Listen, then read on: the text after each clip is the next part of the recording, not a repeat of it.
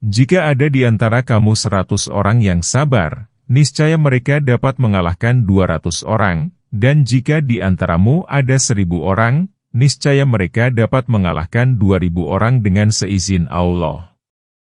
Dan Allah beserta orang-orang yang sabar. Ayat 66.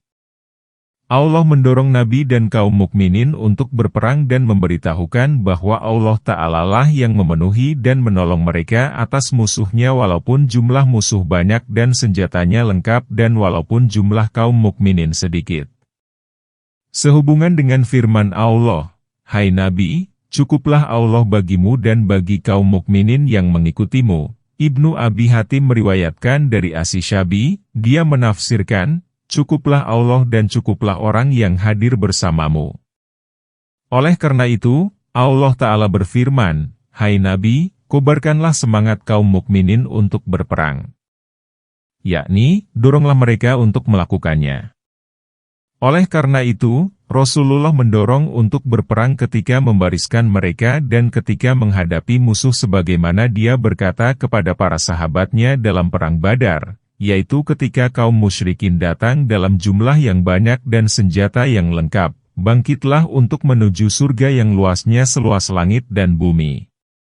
Kemudian Allah Ta'ala berfirman dengan nada menghibur dan menyuruh, "Jika ada 20 orang yang sabar di antara kamu, niscaya mereka dapat mengalahkan 200 orang musuh. Dan jika ada 100 orang di antaramu, mereka dapat mengalahkan 1000 orang kafir. 1 orang dapat melawan 10 musuh." Kemudian hal ini dinasah, dihapuskan, sedang berita gembiranya tetap. Abdullah bin Al-Mubarak meriwayatkan dari Ibnu Abbas, dia berkata, ketika ayat, "Jika ada 20 orang yang sabar di antara kamu, niscaya mereka dapat mengalahkan 200 orang musuh," diturunkan, maka hal itu memberatkan kaum muslimin, yaitu ketika Allah mewajibkan kepada mereka bahwa seseorang tidak boleh kabur ketika menghadapi 10 orang. Kemudian datanglah keringanan. Dia berfirman, "Sekarang Allah telah meringankan kepadamu." Allah meringankanmu soal jumlah dan kurangnya kesabaran sejalan dengan keringanan yang diberikan kepada mereka. Al-Bukhari meriwayatkan dari Ibnu Abbas, dia berkata, tatkala ayat ini diturunkan, maka kaum muslimin merasa berat dan mereka merasa sukar jika 20 orang harus melawan 200 dan 100 melawan 1000. Maka Allah meringankan mereka dan menasah, dihapuskan ayat ini dengan ayat lain yang berbunyi, "Sekarang Allah telah meringankan kepadamu dan Dia mengetahui bahwa ada kelemahan padamu." Jika mereka berjumlah setengahnya dari musuh, maka mereka tidak boleh melarikan diri dari musuhnya. Jika musuh lebih dari itu, maka mereka tidak wajib memerangi musuh dan mereka boleh mengabaikan musuh. Tidak patut bagi seorang nabi memiliki tawanan sebelum dia dapat melumpuhkan musuhnya di bumi. Kamu menghendaki harta duniawi sedang Allah menghendaki akhirat. Dan Allah Maha Perkasa lagi Maha Bijaksana, ayat 67. Kalau sekiranya tidak ada ketetapan yang telah terdahulu dari Allah, niscaya kamu ditimpa siksaan yang besar karena tebusan yang kamu ambil. Ayat 68. Maka makanlah dari sebagian rampasan perang yang kamu peroleh sebagai makanan yang halal lagi baik. Dan bertawakalah kepada Allah. Sesungguhnya Allah Maha Pengampun lagi Maha Penyayang. Ayat 69. Al-Amasi meriwayatkan dari Abdullah bin Mas'ud, dia berkata, ketika terjadi perang Badar, Rasulullah bersabda, "Bagaimana pendapatmu mengenai para tawanan itu?" Abu Bakar berkata, "Wahai Rasulullah, mereka adalah kaummu dan ahlimu. Biarkanlah mereka hidup dan suruhlah bertobat. Mudah-mudahan Allah menerima tobat mereka." Umar berkata, "Wahai Rasulullah, mereka telah mendustakanmu dan mengusirmu. Hadapkanlah mereka dan penggalah lehernya." Abdullah bin Rawahah berkata, "Wahai Rasulullah, engkau berada di lembah yang banyak suluhnya, obornya, maka bakarlah lembah itu lalu lemparkanlah mereka ke dalamnya." Maka Rasulullah diam dan tidak menanggapi mereka sedikit pun. Kemudian beliau bangkit lalu masuk ke tendanya. Khalayak mengatakan bahwa beliau menyetujui pendapat Abu Bakar. Sementara yang lain mengatakan bahwa beliau menyetujui pendapat Umar. Dan yang lain lagi mengatakan bahwa beliau menyetujui pendapat Abdullah bin Rawahah. Kemudian Rasulullah menemui mereka lalu bersabda, "Sesungguhnya Allah melunakkan kalbu manusia hingga kalbu itu lebih lembut daripada susu, dan sesungguhnya Allah mengeraskan kalbu manusia hingga kalbu itu lebih keras daripada batu. Sesungguhnya engkau, wahai Abu Bakar, adalah seperti Ibrahim yang mengatakan, barang siapa yang mengikuti aku, maka sesungguhnya dia termasuk golonganku. Dan barang siapa yang mendurhakaiku, maka sesungguhnya engkau Maha Pengampun lagi Maha Penyayang. Dan sesungguhnya engkau, wahai Abu Bakar, adalah seperti Isa yang mengatakan, jika engkau mengazab mereka, maka sesungguhnya mereka adalah hambamu. Dan jika engkau mengampuni mereka, maka sesungguhnya engkau Maha Perkasa lagi Maha Bijaksana. Dan sesungguhnya engkau, wahai Umar, adalah seperti Musa yang mengatakan, ya Tuhan kami, binasakanlah harta benda mereka dan kunci matilah hati mereka, maka mereka tidak beriman hingga mereka melihat siksaan yang pedih. Dan sesungguhnya engkau, wahai Umar, adalah seperti Nuh yang mengatakan, ya Tuhanku, janganlah engkau membiarkan tempat tinggal bagi orang-orang kafir di bumi. Sesungguhnya kamu merupakan satu ikatan keluarga yang tidak dapat dipisahkan kecuali melalui tebusan atau hukuman mati. Ibnu Mas'ud berkata, aku berkata, wahai Rasulullah, kecuali Suhail bin Baidah, yang perlu dibebaskan. Sesungguhnya dia pernah menyebut-nyebut Islam. Rasulullah diam. Beliau belum pernah melihatku sekalipun yang paling aku khawatirkan bahwa aku ditimpa batu dari langit kecuali pada kali itu hingga Rasulullah bersabda, kecuali Suhail bin Baidah. Maka Allah menurunkan ayat, tidak patut bagi seorang nabi memiliki tawanan sebelum dia dapat melumpuhkan musuhnya di bumi. Hadis itu pun diriwayatkan oleh Imam Ahmad dan Tirmidzi serta oleh Hakim di dalam Mustadraknya, adalah kitab koleksi hadis yang disusun oleh Hakim Al-Naisaburi. Menurut Hamim, hadis itu sanadnya sahih. Namun Bukhari dan Muslim tidak mengeluarkannya. Firman Allah Ta'ala, kalau sekiranya tidak ada ketetapan yang telah terdahulu dari Allah. Ali bin Abi Talha meriwayatkan dari Ibnu Abbas, dia berkata, yakni, di dalam Ummul Kitab yang pertama yang menetapkan bahwa ghanimah dan tawanan itu halal bagimu. Niscaya kamu ditimpa siksaan yang besar karena tebusan yang kamu ambil, berupa tawanan. Allah Ta'ala berfirman, maka makanlah dari sebagian rampasan perang yang kamu peroleh sebagai makanan yang halal lagi baik. Penafsiran di atas dikuatkan oleh ungkapan yang dikemukakan oleh Bukhari dan Muslim di dalam Syahihain. Ungkapan itu diterima dari Jabir bin Abdullah yang di dalamnya terdapat sabda Nabi. Dihalalkan bagiku ghanimah dan tidak dihalalkan kepada seorang manusia pun sebelum aku. Dalam kondisi demikian, ambillah tebusan dari para tawanan.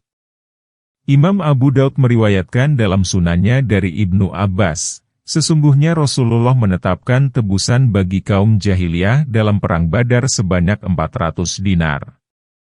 Hukum terhadap tawanan itu terus berlanjut demikian menurut jumhur ulama. Sesungguhnya pemimpin memiliki alternatif hukuman untuk mereka. Dia dapat membunuhnya seperti yang dilakukan pada Bani Quraidah.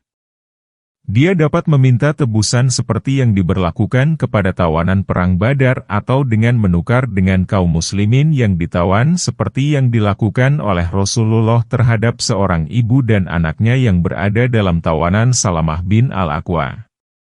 Dia mengembalikannya lalu mengambil 2 orang muslim yang berada di tangan kaum musyrikin.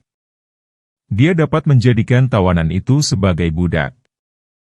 Demikianlah menurut mazhab Syafi'i dan segolongan ulama. Mengenai masalah itu terjadi ikhtilaf di antara imam lain seperti dikemukakan dalam pembahasan kitab-kitab fikih. Hai Nabi, katakanlah kepada para tawanan yang ada di tanganmu, jika Allah mengetahui ada kebaikan di dalam hatimu, niscaya Dia akan memberikan kepadamu yang lebih baik daripada apa yang telah diambil darimu dan Dia akan mengampunimu. Dan Allah Maha Pengampun lagi Maha Penyayang. Ayat 70. Namun, jika mereka bermaksud hendak mengkhianatimu, berarti mereka mengkhianati Allah sebelum ini, lalu Allah menjadikanmu berkuasa atas mereka. Dan Allah Maha Mengetahui lagi Maha Bijaksana. Ayat 71. Muhammad meriwayatkan dari Abdullah bin Abbas bahwasanya Rasulullah berkata dalam Perang Badar, "Aku telah mengetahui bahwa sekelompok manusia dari Bani Hashim dan lainnya dipaksa pergi serta mereka tidak berkepentingan untuk memerangi kami. Barang siapa di antara kamu yang menemui salah seorang dari mereka, maka janganlah membunuhnya. Barang siapa bertemu dengan Abul Bakhtari bin Hisham, maka janganlah membunuhnya. Dan barang siapa bertemu dengan Al-Abbas bin Abdul Muthalib, maka janganlah membunuhnya. Sesungguhnya dia berangkat secara terpaksa." Abu Hudzaifah bin Utbah berkata, "Apakah kita akan memerangi bapak, anak, saudara, dan famili kita lalu kita membiarkan hal Abbas? Demi Allah, jika aku bertemu dengannya, niscaya aku akan menebaskan pedang kepadanya." Berita itu sampai kepada Rasulullah lalu beliau bersabda kepada Umar bin Khattab, "Hai Abu Hafs." Umar berkata, "Demi Allah, sesungguhnya itulah hari pertama kali aku dijuluki oleh Rasulullah dengan Abu Hafs." Rasulullah berkata, "Apakah dia tega menebas muka paman Rasulullah dengan pedang?" Umar berkata, "Wahai Rasulullah, izinkan aku untuk memenggal lehernya. Demi Allah, dia telah munafik." Setelah itu Abu Hudzaifah mengatakan, "Demi Allah, tiada seorang pun yang selamat dari ucapan yang telah aku katakan. Dan aku tidak takut kepadanya kecuali Allah Ta'ala menghapusnya dariku melalui suatu kesaksian. Maka dia terbunuh dalam peristiwa Yamamah sebagai syuhada." Sehubungan dengan hadis ini, terdapat pula riwayat dari Ibnu Abbas. Dia berkata, ketika Rasulullah memasuki malam hari setelah Perang Badar dan para tawanan ditahan dengan dirantai, maka beliau tidak dapat tidur. Para sahabat bertanya kepadanya, "Mengapa engkau tidak tidur?" Saat itu Al-Abbas telah ditangkap oleh seorang Ansyar. Maka beliau bersabda, "Aku mendengar rintihan Al-Abbas yang dirantai." Maka para sahabat membebaskannya. Dia tidak merintih lagi dan Rasul pun tidur. Yunus bin Bakir meriwayatkan dari Az-Zuhri, dari sekelompok orang, mereka berkata, kaum Quraisy mengirim utusan kepada Rasulullah untuk menebus tawanan mereka. Setiap kabilah menebus tawanannya. Al-Abbas berkata, "Ya Rasulullah, sesungguhnya aku telah menjadi Muslim." Rasulullah bersabda, "Allah mengetahui keislamanmu. Jika engkau seperti yang engkau katakan, maka Allah cukuplah bagimu. Sedangkan zahirmu tanggung jawab kami. Maka tebuslah dirimu, anak saudaramu yaitu Naufal ibnu Al-Harits bin Abdul Muthalib dan Ukail bin Abi Thalib bin Abdul Muthalib serta sekutumu yaitu Utbah bin Umar saudara ibnu Al-Harits bin Fihir." Al-Abbas berkata, "Dengan apa aku menebus, wahai Rasulullah?" Beliau bersabda, "Di manakah harta yang kamu pendam bersama Ummul Fadl? Kamu pernah mengatakan kepada Ummul Fadl, jika aku terkena musibah dalam kepergianku ini, maka harta yang kau pendam adalah untuk anak-anak Al-Fadl dan Abdullah serta kepada dermawan." Al-Abbas berkata, "Demi Allah, kini tahulah aku bahwa engkau adalah Rasul Allah. Sesungguhnya harta itu tidak diketahui oleh seorang pun kecuali olehku dan oleh Ummul Fadl. Wahai Rasulullah, hitunglah tebusan yang kau tetapkan bagi kami. Hartaku itu 20 ons." Maka Rasulullah bersabda, "Bukan begitu, harta yang sedikit itu telah diberikan Allah kepada kami darimu." Kemudian Al-Abbas menebus dirinya, kedua anak saudaranya, dan sepupunya. Maka Allah menurunkan ayat kepada mereka, "Hai Nabi, katakanlah kepada para tawanan yang ada di tanganmu, jika Allah mengetahui ada kebaikan di dalam hatimu, niscaya Dia akan memberikan kepadamu yang lebih baik daripada apa yang telah diambil darimu dan Dia akan mengampunimu. Dan Allah Maha Pengampun lagi Maha Penyayang. Al-Abbas berkata, maka Allah memberi ganti atas 20 ons yang telah kukeluarkan dengan 20 budak yang masing-masing memiliki harta di samping maghfirah, pengampunan, Allah Ta'ala yang kuharapkan. Al-Hafiz Abu Bakar Al-Baihaqi meriwayatkan dari Anas bin Malik, dia berkata, Rasulullah datang membawa harta dari Bahrain. Beliau bersabda, bagikanlah harta itu di masjidku. Beliau belum pernah membawa harta sebanyak itu. Kemudian beliau pergi untuk sholat tanpa melirik hartanya. Setelah selesai sholat, beliau datang kemudian duduk di samping harta itu. Tidaklah beliau melihat seseorang melainkan diberinya. Tiba-tiba datanglah Al-Abbas. Dia berkata, wahai Rasulullah, berilah aku. Dahulu aku menebus diriku dan Ukail. Beliau bersabda kepada Abbas, ambillah. Kemudian Al-Abbas menumpahkan harta itu ke bajunya, lalu pergi. Dia menganggap pengambilannya itu masih sedikit, namun dia susah untuk mengambilnya. Al-Abbas berkata, suruhlah orang lain untuk mengambilkan untukku. Beliau bersabda, tidak mau. Al-Abbas berkata, kalau begitu, ambilkan olehmu untukku. Beliau bersabda, tidak mau. Kemudian Al-Abbas mengambilnya dan meletakkan di pundaknya, lalu dia pun pergi. Pandangan Rasulullah terus mengikutinya hingga dia lenyap. Beliau merasa heran terhadap kerakusannya. Tidaklah Rasulullah beranjak kecuali di dekatnya hanya tinggal 1 dirham. Hadis itu pun diriwayatkan oleh Al-Bukhari dalam beberapa tempat pada kitab sahihnya sebagai penegasan. Firman Allah Ta'ala, namun, jika mereka bermaksud hendak mengkhianatimu, berarti mereka mengkhianati Allah sebelum ini, yakni jika mereka hendak mengkhianatimu melalui ucapan yang mereka tampilkan kepadamu, berarti mereka telah mengkhianati Allah, melalui kekafiran, sebelum Perang Badar. Lalu Allah menjadikanmu berkuasa atas mereka, yakni atas tawanan Perang Badar. Dan Allah Maha Mengetahui lagi Maha Bijaksana, Maha mengetahui perbuatannya dan Maha Bijaksana dalam perbuatannya itu. Ayat ini memiliki pengertian yang umum, yakni ia mencakup Al-Abbas dan yang lainnya. Al-Abbas lebih dicakup dan ditonjolkan oleh ayat ini. Wallahu alam. Sesungguhnya orang-orang yang beriman, berhijrah, dan berjihad dengan harta dan jiwanya pada jalan Allah dan orang-orang yang memberi tempat tinggal dan pertolongan, mereka itu, sebagian mereka merupakan pelindung bagi sebagian yang lain. Dan orang-orang yang beriman, tetapi belum berhijrah, maka tidak ada kewajiban sedikitpun atasmu melindungi mereka sebelum mereka berhijrah.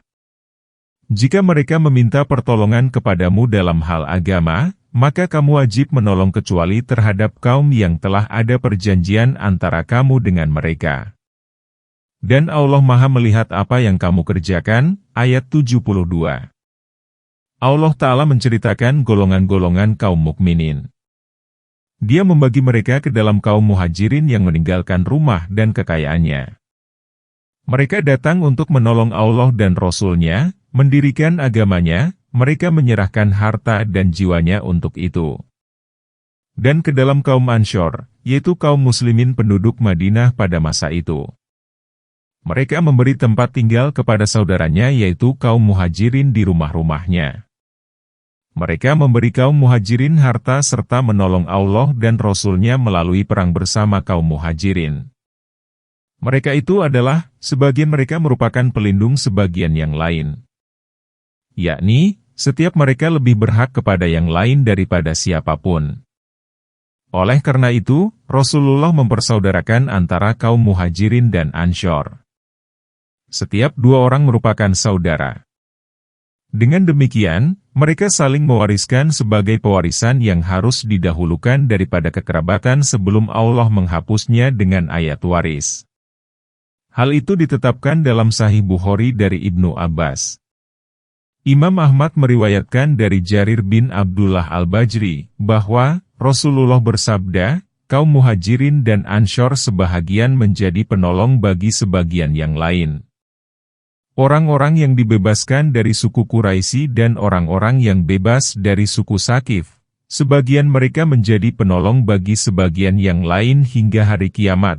Hadis Ahmad. Hadis ini hanya diriwayatkan oleh Ahmad.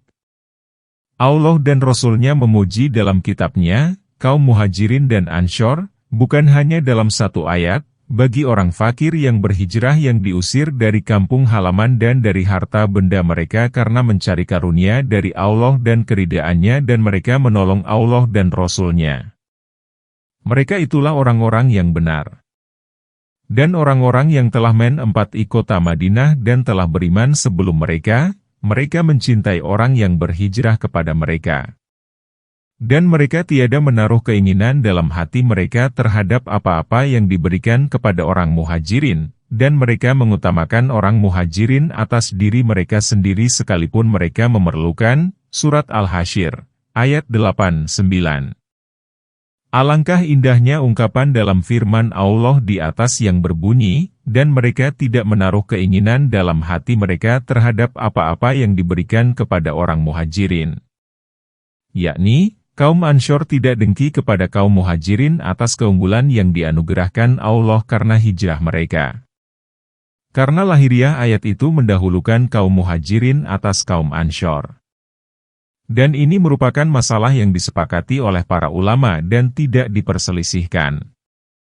Firman Allah Ta'ala, dan orang-orang yang beriman, tetapi belum berhijrah, maka tidak ada kewajiban sedikit pun atasmu melindungi mereka sebelum mereka berhijrah. Inilah golongan mukmin ketiga. Mereka ialah orang-orang yang beriman namun tidak berhijrah. Mereka tinggal di kampung halamannya masing-masing. Golongan ketiga ini tidak berhak mendapat ghanimah dan tidak berhak mendapat bagian dari seperlimanya kecuali apa yang mereka peroleh ketika ikut berperang. Imam Ahmad meriwayatkan dari Yazid bin Al-Hashib Al-Aslami, serulah mereka kepada Islam. Jika mereka memenuhimu, maka terimalah mereka dan tahanlah dirimu atas mereka.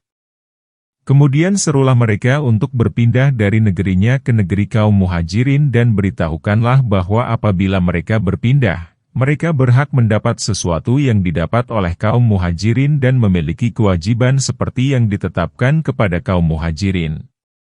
Jika mereka menolak dan memilih kampungnya sendiri, maka beritahukanlah bahwa mereka menjadi seperti orang Badui Muslim dan diberlakukan pada mereka hukum Allah yang diberlakukan atas kaum mukminin lainnya, namun mereka tidak berhak mendapat bagian dari harta fai dan ghanimah kecuali jika mereka berjihad bersama kaum muslimin. Jika mereka menolak perlakuan itu, maka serulah mereka untuk membayar jizyah. Jika mereka memenuhi, maka terimalah dan tahanlah dirimu atas mereka. Jika mereka menolak, maka mohonlah pertolongan kepada Allah dan perangilah mereka. Hadis ini hanya diriwayatkan oleh Muslim dan dalam hadisnya terdapat tambahan lain. Firman Allah Ta'ala, jika mereka meminta pertolongan kepadamu dalam hal agama, maka kamu wajib menolong. Yakni, jika orang Badui yang tidak berhijrah meminta bantuan dalam berperang agama untuk mengalahkan musuhnya, maka tolonglah mereka karena menolong mereka merupakan kewajiban bagimu sebab mereka saudaramu seagama, kecuali jika mereka meminta pertolonganmu untuk mengalahkan kaum kafir yang telah ada perjanjian antara kamu dengan mereka hingga waktu tertentu. Maka janganlah kamu mengubur jaminanmu dan melanggar sumpahmu terhadap orang yang menerima janjimu. Penafsiran ini diriwayatkan dari Ibnu Abbas. Adapun orang-orang kafir, sebagian mereka merupakan pelindung bagi sebagian yang lain. Jika kamu tidak melaksanakan perintah Allah, niscaya terjadilah kekacauan di muka bumi dan kerusakan yang besar. Ayat 73. Setelah Allah menceritakan bahwa sebagian mukmin itu merupakan pelindung bagi sebagian yang lain, maka Allah memutuskan perlindungan antara kaum mukminin dengan kaum kafir. Dalam Syahihain dikatakan pada hadis riwayat Usamah bin Zaid, bahwa Rasulullah bersabda, seorang muslim tidak menerima warisan dari orang kafir dan orang kafir tidak menerima warisan dari orang muslim. hadis Bukhari dan Muslim. Dalam Musnad dikatakan pada hadis Amr bin Syuaib, dari ayahnya, dari kakeknya, bahwa Rasulullah bersabda, dua pemeluk agama yang berbeda tidak saling mewarisi, hadis Bukhari, Muslim dan Tirmidzi. Tirmidzi berkata, hadis ini hasan dan sahih.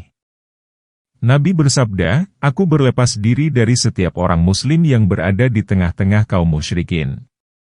Kemudian beliau melanjutkan, neraka keduanya tidak saling berhadapan. Maksud firman Allah Ta'ala, jika kamu tidak melaksanakan perintah Allah, niscaya terjadilah kekacauan di muka bumi dan kerusakan yang besar, yakni apabila kamu tidak menjauhi kaum musyrikin dan berlindung kepada kaum mukminin. Maka terjadilah fitnah di tengah-tengah manusia yaitu kekacauan persoalan dan bercampurnya kaum mukminin dengan kaum kafir sehingga terjadilah kerusakan yang menyebar, meluas, dan memanjang di antara manusia. Dan orang-orang yang beriman, berhijrah, serta berjihad pada jalan Allah, dan orang-orang yang memberi tempat tinggal dan memberi pertolongan, mereka itulah orang-orang yang benar-benar beriman. Bagi mereka ampunan dan rezeki yang mulia, ayat 74.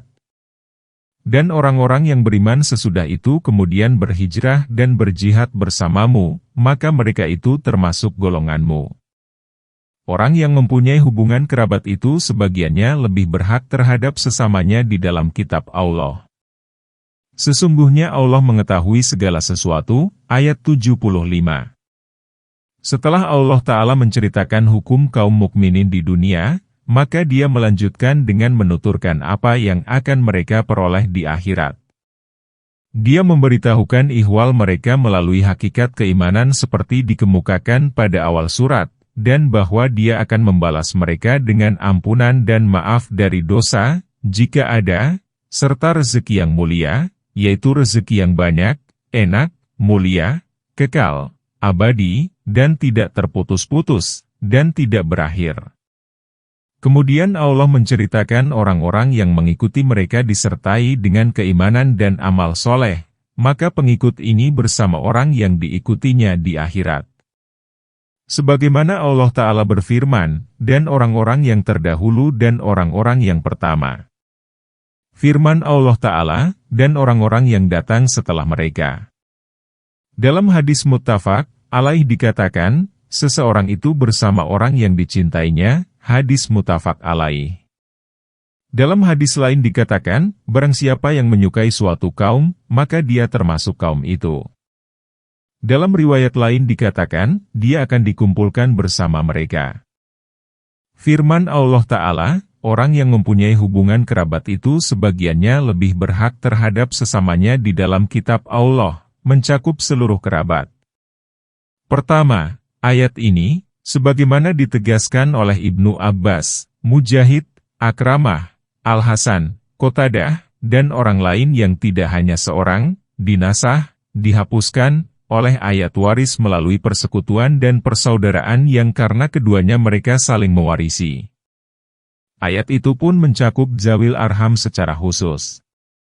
Orang yang tidak menerima waris dari zawil arham dikuatkan oleh dalil yang terdapat dalam hadis, Allah telah memberikan hak kepada setiap yang berhak.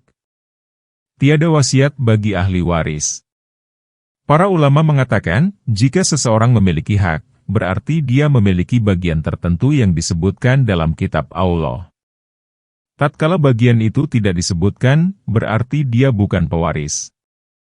Demikianlah akhir ringkasan surat Al-Anfal. Kepunyaan Allah lah segala puja dan karunia. Kepadanyalah berserah diri. Cukuplah Dia bagi kami sebagai sebaik-baik pelindung. Surat ke-9, At-Taubah, 129 ayat surat Madaniyah kecuali 2 ayat terakhir diturunkan setelah Al-Ma'idah.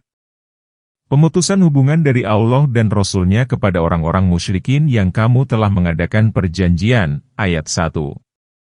Maka berjalanlah kamu di muka bumi selama 4 bulan dan ketahuilah bahwa sesungguhnya kamu tidak akan dapat melemahkan Allah dan sesungguhnya Allah menghinakan orang-orang kafir, ayat 2. Surat yang mulia ini merupakan salah satu surat terakhir yang diturunkan kepada Rasulullah sebagaimana Al-Bukhari meriwayatkan dari Al-Bara. Dia berkata, ayat terakhir diturunkan ialah, mereka meminta fatwa kepadamu, maka katakanlah, Allah memberimu fatwa tentang Al-Kalalah. Dan surat yang terakhir diturunkan ialah Bara'ah. Awal surat ini tidak memakai basmalah karena para sahabat tidak menulis basmalah pada awal suratnya dalam Mushaf Al-Imam. Bahkan mereka, dalam hal itu, mengikuti Amirul Mukminin Utsman bin Affan dan dia meridainya. Tirmidzi meriwayatkan dari Ibnu Abbas, secara singkat, sesungguhnya dia bertanya kepada Amirul Mukminin Utsman bin Affan soal tiadanya pemisah antara surat An-Anfal dan surat At-Taubah dengan basmalah. Maka Utsman menjawab, Al-Anfal merupakan surat yang pertama diturunkan di Madinah.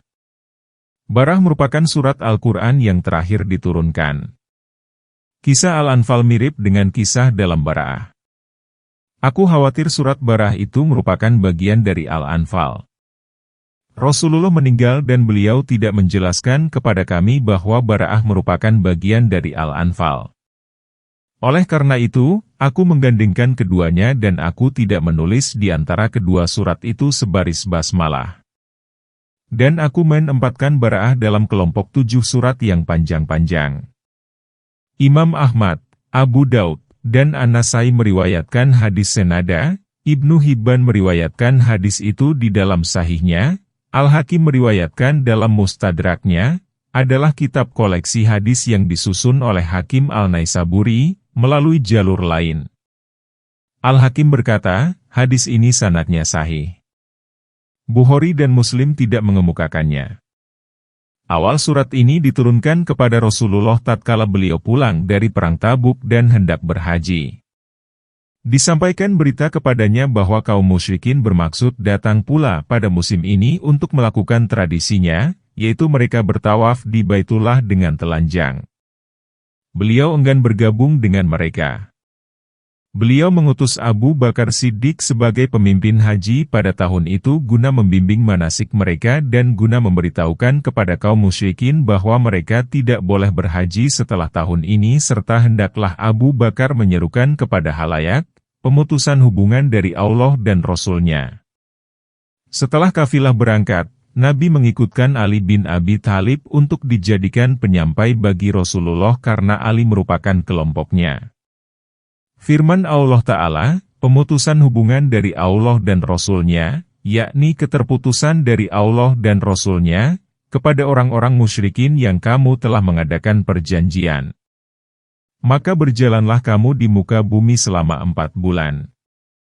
Ayat ini ditujukan kepada pemilik perjanjian yang mutlak tanpa dibatasi waktu atau kepada orang yang memiliki perjanjian kurang dari 4 bulan. Maka hendaklah disempurnakan 4 bulan bagi orang itu. Adapun bagi orang yang memiliki perjanjian dalam waktu yang ditentukan, maka batasnya ialah hingga habis masa perjanjian itu sebagaimanapun keadaannya. Hal ini berdasarkan firman Allah Ta'ala, maka sempurnakanlah bagi mereka janjinya hingga masa yang telah ditentukan. Barang siapa yang memiliki perjanjian dengan Rasulullah, maka perjanjian ini berakhir hingga masanya habis. Penafsiran ini adalah yang paling baik dan kuat serta dipilih oleh Ibnu Jarir rahimahullah. Abu Masyar al-Madani berkata, Muhammad bin Ka'ab al-Kurdi dan yang lainnya menceritakan kepada kami, mereka berkata, Rasulullah mengutus Abu Bakar sebagai amir haji pada musim haji tahun 9 Hijriah. Beliau mengutus Ali bin Abi Thalib untuk menyampaikan 30 atau 40 ayat dari surat Bara'ah. Ali membacakannya kepada halayak.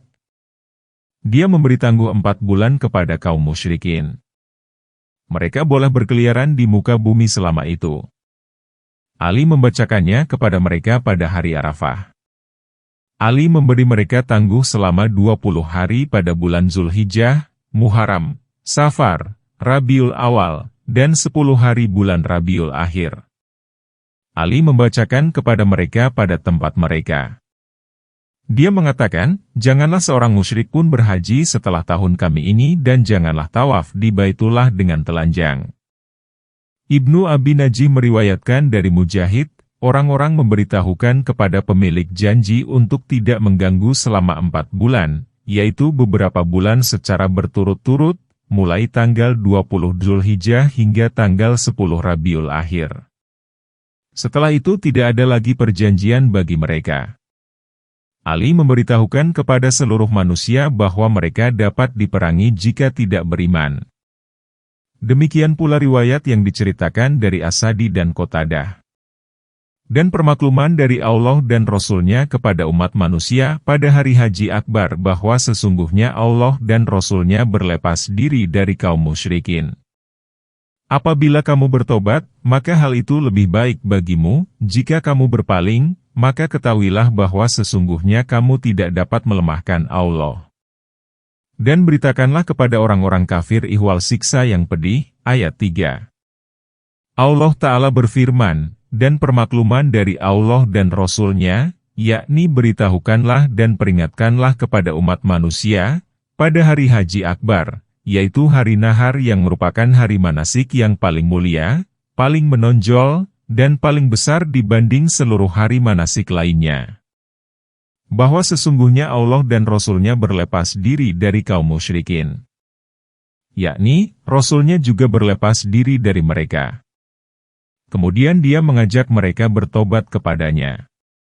Maka Allah berfirman, apabila kamu bertobat dari kemusyrikan yang kamu lakukan, maka hal itu lebih baik bagimu. Jika kamu berpaling, yakni terus-menerus dalam perbuatanmu itu, maka ketahuilah bahwa sesungguhnya kamu tidak dapat melemahkan Allah. Justru kamulah yang berada di dalam genggamannya dan di bawah kekuasaan serta kehendaknya. Dan beritakanlah kepada orang-orang kafir ihwal siksa yang pedih di dunia dengan kehinaan dan bencana, lalu di akhirat dengan rantai dan belenggu. Al-Bukhari meriwayatkan dari Abi Hurairah, dia berkata, Abu Bakar mengutusku kepada orang yang diberitahu pada hari nahar di Mina bahwa tidak boleh ada orang musyrik berhaji setelah tahun ini dan tidak boleh bertawaf di Baitullah dengan telanjang. Hari Haji Akbar ialah hari nahar. Hari itu dikatakan Akbar karena orang-orang mengatakan Haji Asgar. Abu Bakar memberitahukan kepada manusia ihwal itu pada tahun tersebut. Tidak seorang musyrik pun berhaji pada tahun Haji Wada, yaitu waktu berhajinya Rasulullah. Lafadz hadis ini dari Bukhari yang tercantum dalam bab jihad. Imam Ahmad meriwayatkan dari Muhrij bin Abi Hurairah, dari ayahnya, dia berkata, aku bersama Ali bin Abi Thalib ketika Rasulullah mengutusnya untuk menemui penduduk Mekah dengan membawa surat Bara'ah. Orang-orang bertanya, apa yang kalian serukan? Ali menjawab, kami menyerukan bahwa tidak akan masuk surga kecuali diri yang beriman dan tidak boleh bertawaf di Baitullah dengan telanjang.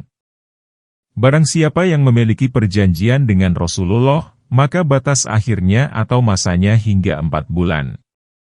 Jika waktu 4 bulan sudah berakhir, maka Allah dan Rasul-Nya terbebas dari kaum musyrikin. Tidak boleh seorang musyrik pun berhaji ke Baitullah ini setelah tahun kami ini. Abu Hurairah berkata, aku menyerukan hal itu hingga suaraku parau.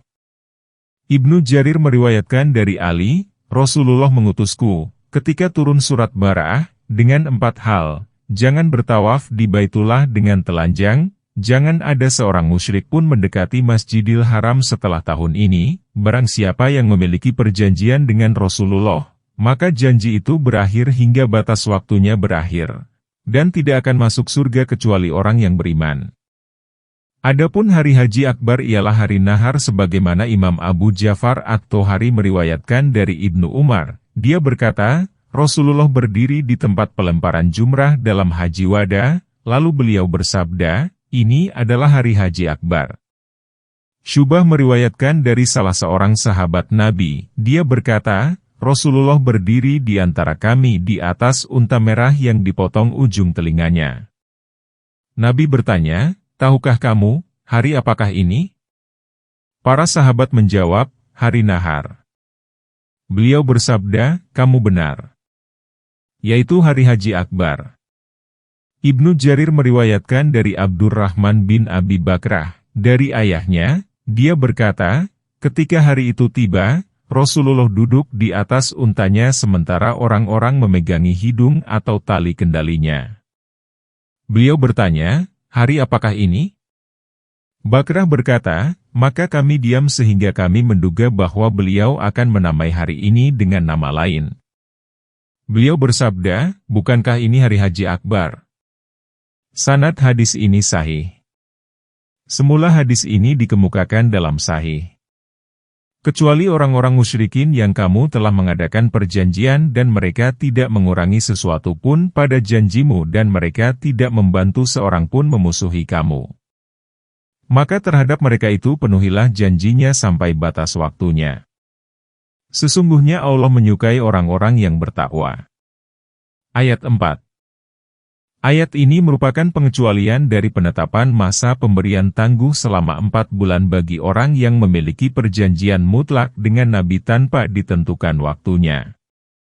Maka akhir perjanjian itu, seperti telah dikemukakan, adalah selama 4 bulan. Pada masa itu orang musyrik dapat bepergian di muka bumi guna menyelamatkan dirinya kemanapun yang dia kehendaki, kecuali bagi orang yang memiliki perjanjian yang ditentukan waktunya, maka batas akhirnya ialah sampai habis waktu yang ditentukan itu. Hadis-hadis mengenai hal itu telah dikemukakan. Barang siapa yang memiliki janji dengan Nabi, maka batas akhir perjanjian itu hingga waktunya habis dengan syarat orang yang berjanji tidak mengingkari janjinya. Oleh karena itu, Allah Ta'ala mendorong supaya memenuhi janji dengan tepat. Maka Dia berfirman, "Sesungguhnya Allah menyukai orang-orang yang bertakwa, yakni orang-orang yang memenuhi janjinya." Apabila sudah habis bulan-bulan haram itu, maka bunuhlah orang-orang musyrikin dimanapun kamu menemukan mereka, tangkaplah mereka, kepunglah mereka, dan intailah mereka pada tempat pengintaian. Apabila mereka bertobat, mendirikan sholat, dan membayar zakat, maka bebaskanlah mereka. Sesungguhnya Allah Maha Pengampun lagi Maha Penyayang. Ayat 5. Para mufasir berikhtilaf, berbeda pendapat, mengenai maksud, bulan-bulan haram, di dalam ayat ini. Ada ulama yang berpendapat bahwa bulan-bulan haram itu ialah yang disebutkan dalam surat At-Taubah ayat 36. Pendapat ini perlu ditinjau kembali. Hal yang nampak dari lahiriah konteks dan menurut pendapat Ibnu Abbas dalam riwayat Al-Aufi bahwa yang dimaksud dengan bulan-bulan haram, ialah masa perjalanan 4 bulan yang boleh dilakukan oleh kaum musyrikin seperti yang ditegaskan dalam firman Allah Ta'ala, maka berjalanlah kamu di muka bumi selama 4 bulan. Kemudian Allah Ta'ala berfirman, apabila sudah habis bulan-bulan haram itu, yakni apabila 4 bulan yang kami haramkan kepadamu untuk memerangi mereka, dan kami beri mereka tangguh pada bulan itu, maka dimanapun kamu menemukan mereka, maka bunuhlah dia karena kembalinya janji kepada konteks yang diceritakan adalah lebih utama daripada kepada konteks yang dikira-kirakan, surat At-Taubah, ayat 46. Kemudian bulan-bulan yang 4 yang diharamkan itu akan dijelaskan hukumnya nanti pada ayat 46. Firman Allah Ta'ala, maka bunuhlah orang-orang musyrikin dimanapun kamu menemukan mereka, yakni di daerah manapun. Ayat ini bersifat umum. Menurut pendapat yang masyhur, ayat ini ditahsis dengan mengharamkan perang di tanah haram, yaitu ditahsis dengan ayat, dan janganlah kamu memerangi mereka di Masjidil Haram hingga mereka memerangimu di sana. Jika mereka memerangimu, maka perangilah mereka. Firman Allah Ta'ala, dan tangkaplah mereka, yakni tawanlah mereka, jika kamu hendak membunuh atau menawan. Firman Allah Ta'ala, kepunglah mereka dan intailah mereka pada tempat pengintaian. Yakni, tangkaplah mereka dengan ditawan di dalam rantai dan penjaranya, persempitlah jalan mereka dan desaklah mereka ke peperangan atau ke dalam Islam. Oleh karena itu, Dia berfirman, apabila mereka bertobat, mendirikan sholat, dan membayar zakat, maka bebaskanlah mereka. Sesungguhnya Allah Maha Pengampun lagi Maha Penyayang. Oleh karena itu, Abu Bakar menjadikan ayat ini dan yang senada sebagai pegangan dalam tindakan memerangi orang-orang yang membayar zakat. Dalam Syahihain dikatakan dari Ibnu Umar, bahwa Rasulullah bersabda, "Aku diperintah supaya memerangi manusia hingga mereka bersaksi bahwa tiada Tuhan melainkan Allah dan bahwa Muhammad merupakan Rasul Allah, mendirikan sholat, dan membayar zakat." Hadis Bukhari dan Muslim. Firman Allah Ta'ala, "Jika mereka bertobat, mendirikan sholat, dan membayar zakat, maka bebaskanlah mereka." Anas berkata, tobat mereka ialah mencampakkan berhala, menyembah Tuhan, mendirikan sholat, dan membayar zakat. Ayat yang mulia ini merupakan ayat pedang. Ad-Dahak bin Muzahim meriwayatkan bahwa ayat pedang ini menasah segala perjanjian yang terdapat antara Nabi dengan seorang musyrik manapun, menasah setiap akad, dan masa perjanjian. Para mufasir berikhtilaf, berbeda pendapat, mengenai ayat saif ini. Ad-Dahak dan Asadi berkata, ayat ini dinasah, dihapuskan, oleh firman Allah Ta'ala, maka kamu boleh membebaskan mereka atau menerima tebusan. Qatadah berpendapat, justru nasah itu sebaliknya. Dan jika seorang di antara kaum musyrikin itu meminta perlindungan kepadamu, maka lindungilah hingga dia dapat mendengar firman Allah, kemudian antarkanlah dia ke tempat yang aman baginya. Demikian itu disebabkan mereka kaum yang tidak mengetahui. Ayat 6. Allah Ta'ala berfirman kepada Nabi, dan jika seseorang di antara kaum musyrikin, yang kamu diperintahkan untuk memerangi mereka dan aku menghalalkan kepadamu diri dan harta mereka, meminta perlindungan kepadamu, maka penuhilah permintaannya, hingga dia dapat mendengar firman Allah, yakni Al-Quran, yang kamu bacakan kepadanya dan kamu mengingatkan kepadanya akan perkara agama sehingga alasan Allah dapat ditegakkan kepadanya. Kemudian antarkanlah dia ke tempat yang aman baginya. Yakni, dia merasa aman terus-menerus hingga kembali ke negerinya, rumahnya, dan tempatnya yang aman. Demikian itu disebabkan mereka kaum yang tidak mengetahui. Yakni, kami mensyariatkan perlindungan kepada orang yang demikian agar mereka mengetahui din, agama Allah dan dakwah Allah menyebar kepada hamba-hambanya. Oleh karena itu, Rasulullah memberi rasa aman kepada orang yang datang kepadanya untuk meminta bimbingan agama seperti pada masa perjanjian Hudaybiyah, yaitu tatkala datang para utusan Quraisy seperti Urwah bin Mas'ud dan kaum musyrikin lainnya. Maka mereka melihat pengagungan kaum muslimin kepada Rasulullah yang mencengangkan dan tidak pernah terlihat pada seorang raja atau kaisar manapun. Kemudian mereka kembali dan memberitahukan hal itu kepada kaumnya. Hal seperti itulah dan hal-hal lain yang mirip merupakan sebab utama mengapa mereka mendapat hidayah. Maksud ayat ialah barang siapa yang datang dari negeri musuh ke negeri Islam guna melaksanakan misi, atau perdagangan, mencari perdamaian, genjatan senjata, membawa jizyah, dan hal-hal lainnya, kemudian dia meminta perlindungan keamanan kepada imam atau wakilnya, maka berilah dia perlindungan selama dia menjalankan tugasnya di negeri Islam dan hingga dia kembali ke tempatnya yang aman dan negerinya. Namun para ulama berkata, orang musyrik yang demikian tidak boleh diizinkan tinggal di negeri Islam selama setahun. Dia boleh tinggal selama 4 bulan. Ada pula ulama yang menambah 4 bulan dan mengurangi dari 1 tahun. Bagaimana bisa ada perjanjian dari sisi Allah dan Rasul-Nya dengan orang-orang musyrikin kecuali dengan orang yang kamu telah mengadakan perjanjian di dekat Masjidil Haram? Selama mereka berlaku lurus terhadapmu, hendaklah kamu berlaku lurus terhadap mereka. Sesungguhnya Allah menyukai orang-orang yang bertakwa. Ayat 7. Allah Ta'ala menjelaskan hikmah dari pemutusan hubungan dengan kaum kafir, pemberian tangguh selama 4 bulan, dan setelah itu ada ayat pedang yang tajam, bagaimana mereka memahaminya. Maka Allah Ta'ala berfirman, bagaimana bisa ada perjanjian dengan kaum musyrikin, yakni perjanjian keamanan dan membiarkan mereka begitu saja sedang mereka musyrik kepada Allah dan kafir kepada Allah dan Rasul-Nya. kecuali dengan orang yang kamu telah mengadakan perjanjian di dekat Masjidil Haram pada peristiwa perjanjian Hudaibiyah. Selama mereka berlaku lurus terhadapmu, hendaklah kamu berlaku lurus terhadap mereka. Yakni, selama mereka memegang janjinya kepadamu dan selama kamu memegang janjinya kepada mereka, yaitu janji untuk menghentikan perang antara kamu dan mereka selama 10 tahun. Sesungguhnya Allah menyukai orang-orang yang bertakwa. Rasulullah dan kaum muslimin telah melakukan hal itu. Janji dan perdamaian dengan penduduk Mekah terus berlanjut sejak bulan Zulkaidah tahun ke-6 Hijriah.